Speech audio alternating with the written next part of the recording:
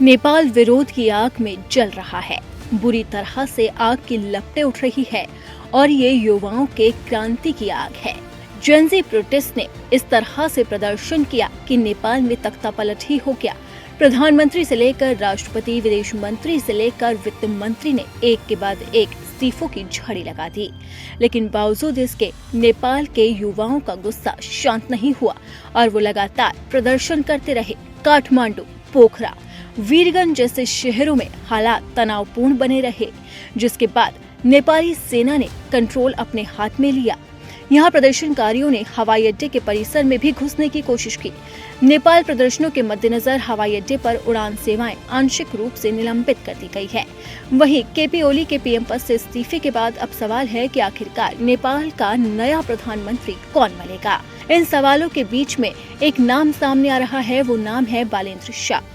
अब देखना होगा कि ये प्रधानमंत्री बनेंगे या नहीं बनेंगे, लेकिन नेपाल में फिलहाल जो स्थिति है उसने पूरी दुनिया को हैरान कर दिया है। इसी बीच जानते हैं कि दुनिया भर की मीडिया ने नेपाल में विद्रोह की आग को लेकर क्या क्या लिखा है। ब्रिटेन से प्रकाशित होने वाले द गार्जियन ने इन प्रदर्शनों को एक व्यापक सामाजिक आंदोलन के रूप में चित्रित किया, जो केवल सोशल मीडिया प्रतिबंध तक सीमित नहीं था, बल्कि नेपाल की राजनीतिक अस्थिरता और भ्रष्टाचार से उपजा था। अखबार ने लिखा है कि नेपाल में राजनीतिक अस्थिरता, भ्रष्टाचार और धीमी आर्थिक विकास की वजह से खासकर युवा पीढ़ी में असंतोष बढ़ रहा है। वहीं वॉशिंगटन पोस्ट ने नेपाल के प्रदर्शनों को भ्रष्टाचार और सोशल मीडिया प्रतिबंध के खिलाफ युवाओं के गुस्से से प्रेरित बताया। अखबार ने लिखा है कि प्रदर्शनकारी मुख्य रूप से युवा थे जो सरकार की नीतियों से असंतुष्ट थे। वहीं नेपाल की गतिविधियों पर चीन ने भी अपनी प्रतिक्रिया दी है। चीन के अखबार साउथ चाइना मॉर्निंग पोस्ट ने नेपाल के इस घटनाक्रम पर लंबी रिपोर्ट प्रकाशित की और लिखा है कि राजधानी काठमांडू में अव्यवस्था का आलम है।